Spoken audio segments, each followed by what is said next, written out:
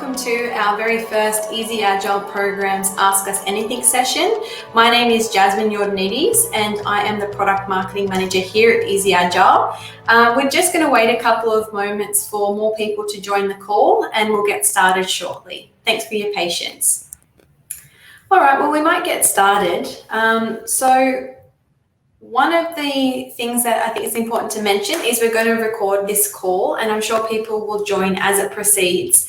But today it's our first Easy Agile Programs Ask Us Anything session and we really appreciate any questions that we get through.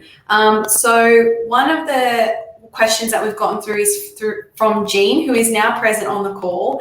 So Jean, we'll probably start with your question. But before we do, I'd actually like to introduce our Head of Product, Tegan Harbridge. You've probably seen her when you've gotten the email about this session, but Tegan is Head of Product here at Easy Agile.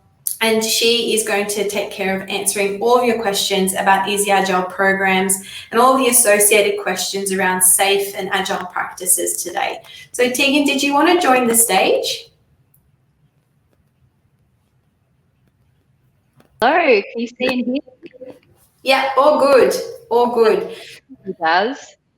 So given we're still waiting for people to join the call, but Jean is here, and Jean, actually your question was first up for Tegan anyway, so that's worked out quite nicely. So just to recap on your question, it was about Kanban and Scrum. So how to show Kanban and Scrum in a program or a program increment. And also we had another question from Stella, which is related and on topic with this theme, which was about Kanban versus Scrum, which is better. So Tegan, take it away. Awesome. Thanks for sending through your question, Jean, and Stella as well. This is something that we get quite often through support. So it's really good to have an opportunity in the flesh, COVID flesh, to help answer this for you. So what I want to do before taking you into the product and showing you how a Kanban team's work would progress alongside a Scrum's team, I think it's important to just touch on the core concepts of Kanban first, and then a little bit about how Kanban works in SAFe. Then I'll show you how to show that in programs today. And then for finally, which is a really big question, you know, Scrum versus Kanban, which is better, which is really interesting. So generally speaking, Kanban is considered a pull system. So teams pull in work when they have capacity for it, rather than plan the work up front into sprints like a Scrum team would. And the concept of Kanban really hinges off this idea of optimizing for flow. So there's typically WIP limits, so work in progress limits, and they're applied to all of the different workflow states to ensure that that flow is really optimized. So for example, we might have a WIP limit of 1 ticket in a in-review workflow state. And what that means is that the rest of the Kanban team would stop until that one WIP item in review was pushed through our funnel before we would get started on anything new. So it really makes sure that that work is continuously flowing through. When we look at Kanban and SAFe and how it fits together, kind of the key levers to a successful SAFe adoption really are cadence, synchronization, and predictability. And it's easier to understand this cadence when we're looking at Scrum teams because they've got sprints. And so the sprint length might differ from organization to organization, but generally we can synchronize on that. And when we say, you know, we need this item completed by the end of sprint 2, sprint 2 means the same thing for all of the Scrum teams. So it's easy to get a sense of predictability around it.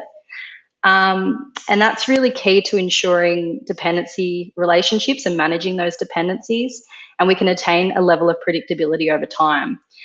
But this isn't necessarily the same when it comes to Kanban teams, and SAFe have a few kind of rules that apply to Kanban teams working in a SAFe environment, and they're basically to try and establish the same cadence and synchronization that we would have for a Scrum team. So for a Kanban team in SAFe, they must attend PI planning with the rest of the teams, system demos and other PI ceremonies, and that's trying to create some level of cadence and predictability. So we can say that, you know, our system demo is in 5 days and everyone will have something to show in 5 days.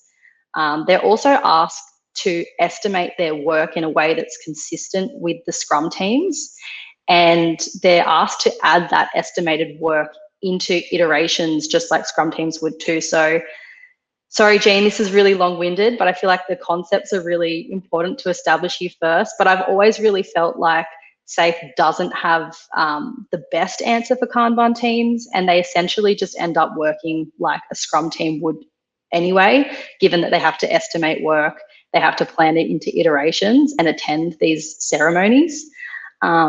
So there is an article that SAFe talks to about how Kanban teams work in SAFe, and I'm sure we'll share that in the comments if we haven't already. So I'm going to jump in with all that being said. I'm going to jump into programs and show you, Jean, how a Kanban team's work would look progressing alongside the Scrum teams. So I'm just going to share my screen.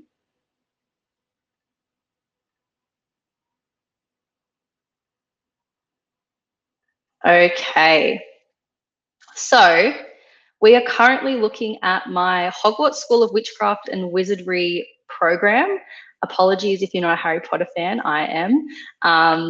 And we can see that we've got a Gryffindor team, a Hufflepuff team, a Ravenclaw team, and a Slytherin team. All 3 of these bottom teams are actually Scrum teams, and this top team here, the Gryffindor board, is a Kanban team. And so when we add a Kanban team to a program, it works exactly the same as if we were adding any of the Scrum boards from your Jira instance. So you'd be able to find them in this Team Agile Boards dropdown, and that's where I've got my Gryffindor board. So adding them is the same as adding a Scrum team. If I go into my Gryffindor board, you'll notice that there are sprints at the top of our Kanban team planning board. These aren't tied to Jira software sprints because a Kanban team doesn't have that sprint functionality on their board. What we do in Easy Agile Programs is we create these dummy sprint containers that a Kanban team can place their work into. And the reason that that's important, particularly to how SAFe works, is that by doing that, we're actually able to align this Kanban team's work alongside the Scrum teams as well. If we didn't have this alignment, we wouldn't be able to show these dependency relationships in this way. And so the one thing that you will be missing off a Kanban board that you would get with a Scrum board, so I'll just jump into a Scrum board here, is you can see at the top, under each of our Scrum team sprints, we have this capacity section here, and this is where a Scrum team can say, my typical velocity for a sprint is 20 story points, so they can set that capacity. And as they estimate their work, that capacity will actually bubble up to the top of the sprint. In Jira software, we don't really get this estimation capability for Kanban teams because Kanban teams, the work is typically broken down into pieces that are of the same size, and so there's less value in estimating the work. And so for a Kanban team in programs, you won't actually see that, that capacity module there. So that's kind of how it would progress alongside a Scrum team. I hope that answered your question. I'm sure Jazz will let me know if you've had any other questions. But the second question, which was from Stella, which was Kanban versus Scrum, which is better? I hate when people say this, but it is so true. It really depends. And I'll give you a couple examples of where I've seen Kanban work better for some kinds of teams and where Scrum works better for others. So when we're looking at what the key metric for a Scrum team is, we're looking at velocity. When we're looking at a Kanban team, we're more inclined to be focused on lead time, cycle time, and work in progress. And so with that in mind, estimation has really great value for a Scrum team, where the speed at which your team can work, so your velocity, is really important, and changes into a sprint are meant to be limited. But since Kanban's change philosophy permits a lot more change, estimations become really hard for a Kanban team, and doesn't provide as much value. So what I found for Kanban teams, Kanban tends to work better for more mature Agile teams who've been working together for some time. And that's because they have a really good understanding of how to break work down into pieces of the same size. Kanban also works really well for system teams, operation teams, support teams. So teams where priorities are often fast changing and they come in, and so there's really not a whole heap of value planning up front because the priorities are changing all of the time. When we're looking at Scrum typically works better for newer teams, so teams that have just recently formed and they're looking to set a baseline for their capacity. They tend to do better starting off with Scrum. So with that being said, if you're looking to adopt SAFe, I would suggest Scrum. I say that because SAFe basically makes a Kanban team operate like a Scrum team anyway. And if you're using a tool like Jira, you don't get that capacity functionality like you would if you were on a Scrum board. So that's how I would answer that question. I hope that helps, Stella and Jean. And Jean actually has had a follow-up question from what you've shared. So she's asked, do the sprints for the Kanban team get pushed back into their Jira project? So no, they don't. And that's because on a Kanban board, in Jira, Kanban boards don't support sprint functionality. So in Easy Agile Programs, we just create them as a dummy sprint. If you were looking for information on sprints to push back into a Jira board, I would suggest the team moves to a Scrum board. Cool. Thanks, Tegan. All right, well, we might move on to some of the other questions that we've gotten through as well. So the next question that we had was, how does Easy Agile Programs work with the SAFe 5 framework? This is a really beefy question. I think this one was from Jesus, so thank you for that, and I hope this helps everyone else on the call. I would start off by looking at what SAFe 5 introduced to the SAFe framework. And that was primarily focused around business agility. So trying to encourage all teams, not just software development teams, to use lean and agile principles. So it's trying to encourage the inclusion of marketing, legal, finance teams onto a release train by creating cross-functional teams. With that being said, that is a ginormous organizational shift, and that's not something that any tool or Easy Agile Programs is going to be able to solve. But where Easy Agile Programs does help with respect to SAFe 5.0 is around what they call competencies. So there are particularly two competencies at the essential SAFe level. So SAFe, big picture, has multiple layers. Essential is the foundation. And the two competencies where programs really helps is around team and technical agility and agile product delivery. So programs really shines when it comes to distributed and virtual PI planning alongside your work in Jira. So it's building on top of the existing primitives that you're used to, like boards and issues and sprints, to introduce a new concept, which is a program and a program increment. And it allows you to meaningfully visualize the work that multiple teams are doing at any given time, which was difficult in Jira prior. Basically, you could pull together a list of issues that multiple teams were working on, and you could see issue links around dependencies. So it was hard to understand what those relationships with dependencies were. And this really speaks to the core competency of Agile product delivery, because it helps the teams to deliver on cadence. When we can see teams working kind of on the same playing field and we can visualize that, it helps us to understand how we can deliver on a set and regular cadence by aligning our sprints. I guess a big criticism of SAFe prior to SAFe 5 was the lack of inclusion of customers. There was no customer presence on the SAFe 5 big picture. And so SAFe 5 introduces concepts like design thinking and customer centricity down at that essential SAFe level as well.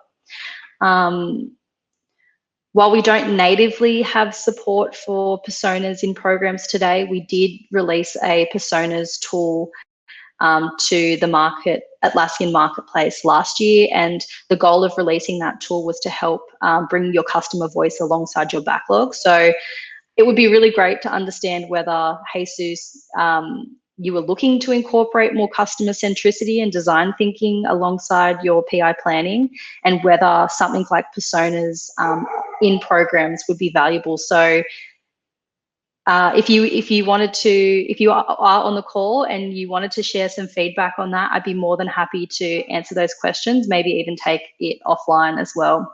So hope that helps. Thanks for that question.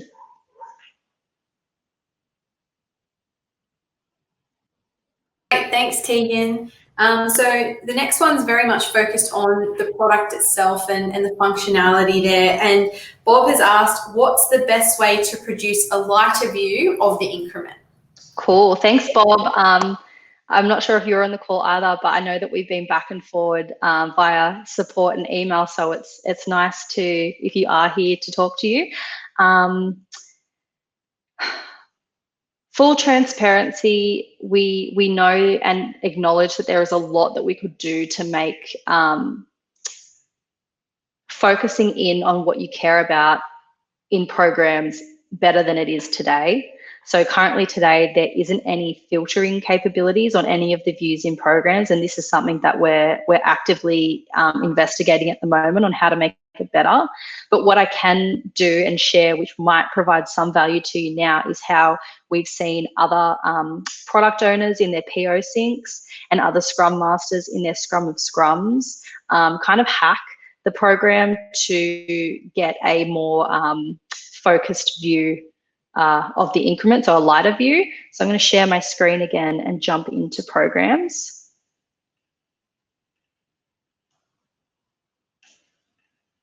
Okay, so this is quite a light program increment. This does not replicate what a customer's data set would look like. I've definitely seen extremely large increment overviews where there are up to 30 teams. So you can imagine that with that scale of teams and issues, that this page does become quite populated. And I guess this is where Bob's question is stemming from, how to get a lighter version of this view. So what we've seen from other product owners and Scrum Masters when trying to get a lighter view of the increment is, rather than using this screen, rather than using the increment overview, what they'll do is they'll actually go into their own board. So say I'm the product owner for the Gryffindor board.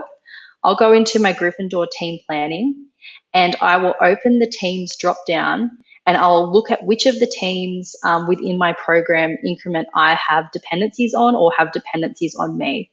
And the way that we can identify whether that's the case is whether there are any coloured pills that sit alongside that team's name.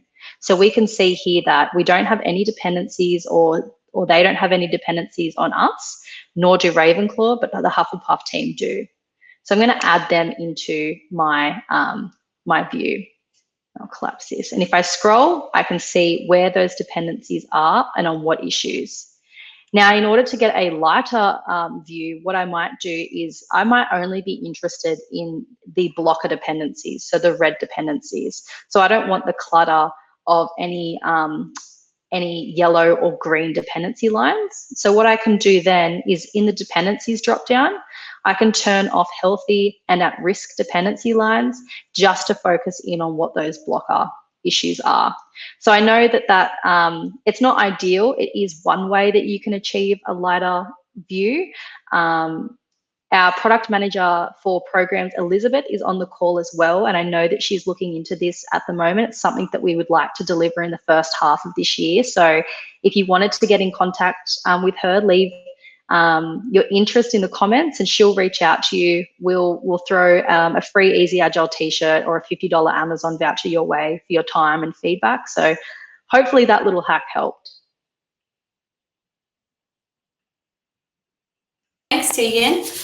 So final question, and actually another team member from, I think, Jean's team. Is there a plan to allow increasing epic size in the increment view versus roadmap only? Great question, Roman. Thank you for that. So we don't specifically have that on our roadmap. However, I wanted to share a bit about how we're thinking about the roadmap and how we're wanting to make it more intuitive and useful for you in ceremonies outside of PI planning. And we're looking to do that in our next development cycle. So your feedback on this is really important, but I wanted to share what we're thinking at the moment. We conducted a host of user testing at the end of last year.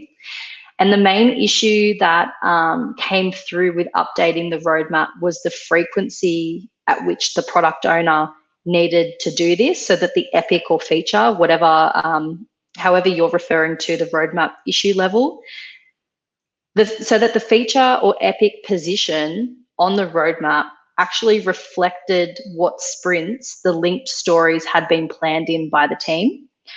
And as a result of this, the release train engineers and stakeholders were finding that there were little to no value in the program roadmap because they didn't trust that where the epic or feature was sitting actually reflected the reality of where the team had planned the work. So up next on our roadmap, we're looking to improve the automatic update position of the roadmap issues based on either their start or end date, or by updating the position based on what sprints their linked stories have been planned in.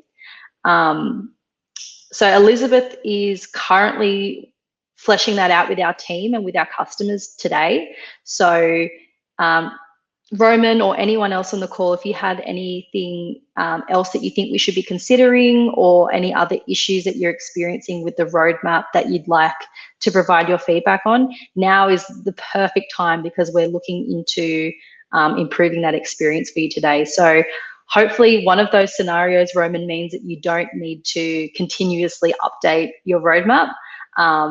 Yeah, so I would really love to hear your thoughts. I'm sure Elizabeth is really excited to hear what suggestions you have as well. And Ron, welcome to the call. I can see that you've just joined us now. And Ron's our first question off the rank. So he has asked, how do we baseline the result of a PI meeting and monitor the PI progress against the baseline? Okay, great. Good question. Thanks, Ron. Welcome to the call. So Easy Agile Programs introduces 2 new custom fields when it's installed into a Jira instance.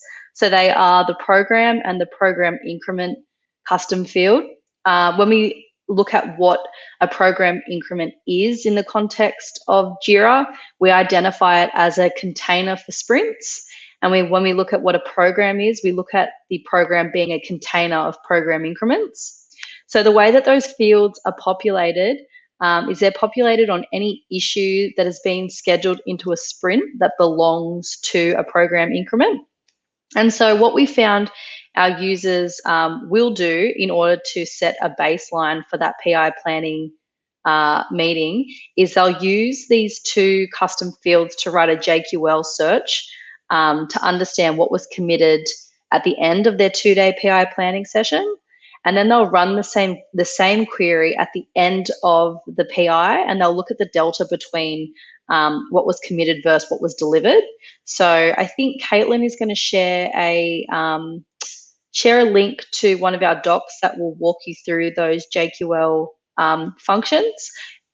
If you're already familiar with them, then they might be useful for somebody else on the call.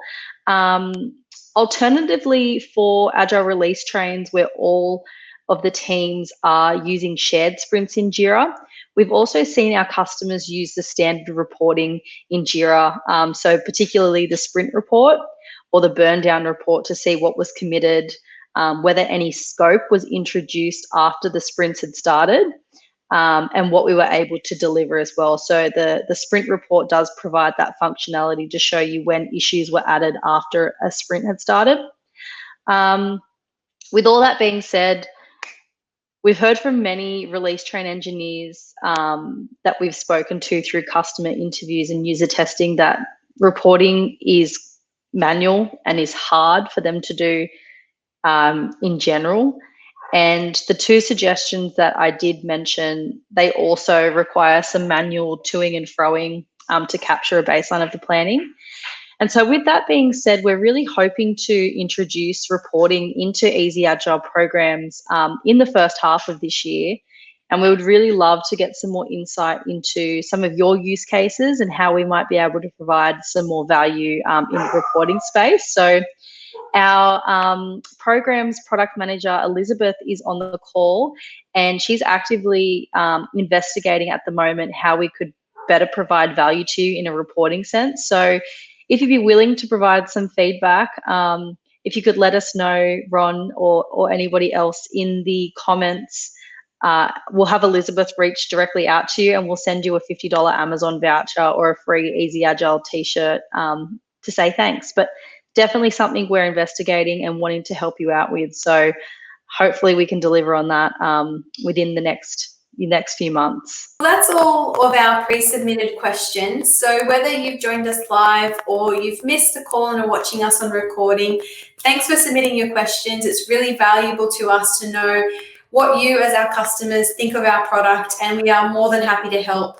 Starting with future Ask Us Anything sessions. So if you've got any feedback, given this was our first one, we'd love to hear that, how we can improve this, whether or not you need the questions to be answered live, or whether the time works for you. Let us know, anything and everything. We're all ears, and hopefully you've gotten some unique insights from Tegan today. Thanks for joining us.